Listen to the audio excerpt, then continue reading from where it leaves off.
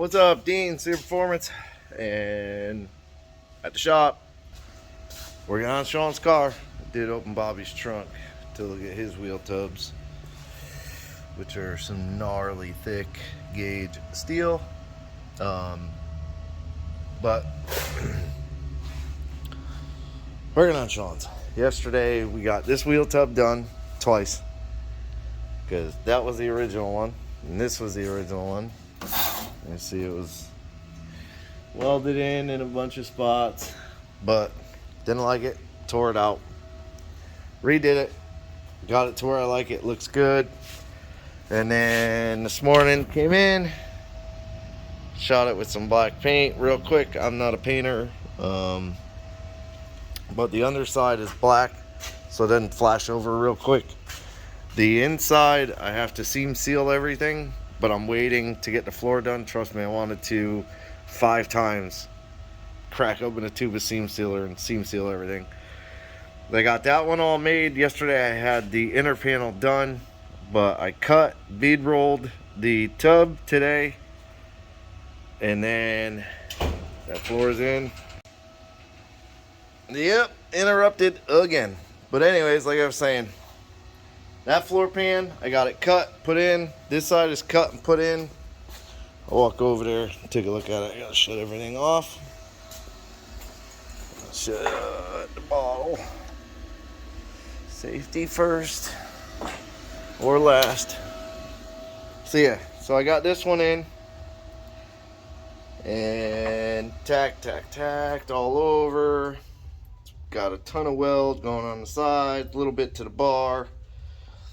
The seat piece mount thing back in, and then tacked a couple of spots to the bar. So the only thing left is that little front sliver there, which will be pretty simple. It's basically just a little piece underneath the bar, forward, and then down, and then on top of the bar I may or may not put a piece.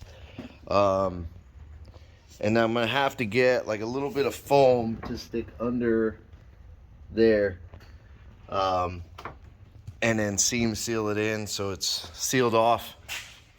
I only got 2 tubes of seam sealer, so hopefully it's enough. This side, same thing. Little front piece there, and it'll be done. And then I can jump to the back. Pretty much have the panel left. Should be big enough. Just gotta draw it out, cut it, and start shoving it in there. Don't really know. I didn't do this today because I'm not quite sure. Probably gonna end up pulling the fuel cell out once I get the fuel cell cut into the panel. I'll pull the fuel cell out, give myself a little more room. I also got to get this fuel line off from underneath, pull the transmission lines off the cooler, shove them back underneath, and I'll probably just reconnect them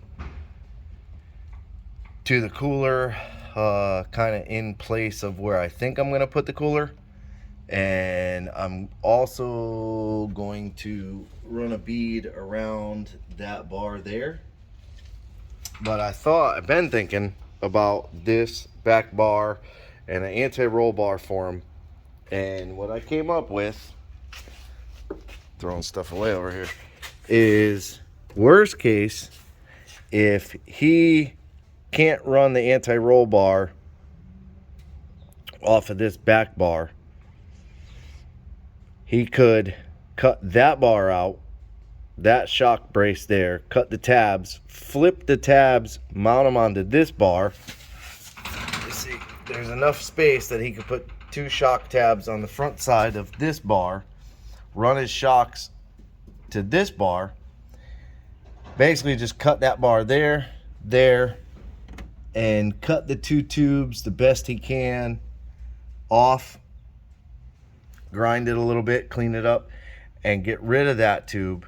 And then he can, which I would leave the tube in the frame just because it doesn't really matter. Then he can shove the like normal anti-roll bar up against the frame rails in front. Whichever way he decides to do it. I'm pretty sure he'll be able to use this bar though with the tabs. Might have to like shorten the link or something, like the arms, whatever, but it'll still work. But yeah, I mean, coming along. He'll be here in a few days, so I'm gonna make a patch for that, get a bunch of tacks on it, put it in for him. That's a big hole to seal up, and get the back done. I peeled as much of this sticky heat shield or whatever it is. I peeled as much of it off as I could. Stuff is stuck, especially when you weld through the backside. They welded a bunch of spots underneath where they welded like the torque box. You can see right here, there's a weld. All through here, you see how it's burnt because it burnt all that padding. That came right off. A lot of spots, it comes right off like that. And like it did up here and back here, it pretty much peeled right off the floors. But there are some spots that are just nightmare stuck on. But it works good with like a torch. I use a torch and a gasket scraper, and it comes off. You can use like a putty knife or something. Comes off pretty good. So tomorrow, the plan is to get these two little patches, get that floor in, welded, get everything seam sealed, and then I am going to just shoot the tubs black on the inside, just so they don't flash over. You see the cage is starting to flash over a little bit. I don't like painting cages, but if he wants to come, when he comes to pick up the car, if he wants to grab a couple cans of roll cage paint or just any kind of Rust-Oleum black, whatever, gray, green, yellow, orange, whatever color, I'll be more than happy to give him a hand, get some poster board or something to kind of stick over the headliner and just go kind of crazy painting the bars just to get it done. It'll have time to dry when he puts it on the trailer and all that stuff. So yeah, mini tubs are in and done. Floors are going in, almost done ish. So that's it for this one. And then next up after this, I might work on Bobby's car. I don't know, he's crying like a baby, but I do have the old man's truck out there with a really bad tune. Same guy that tuned Jeff's Trailblazer. He's useless when it comes to tuning cars, basically.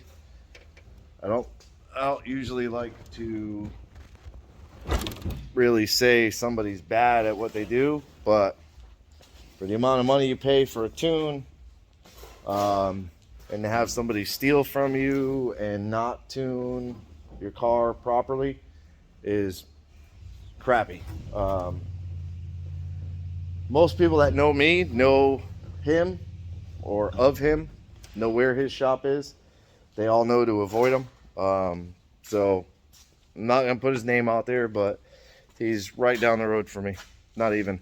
He's 7 bays down from me, 8 bays, something like that. But that's it for this video. Appreciate you watching. Like, subscribe, hit the bell, leave me a comment. Have a good day.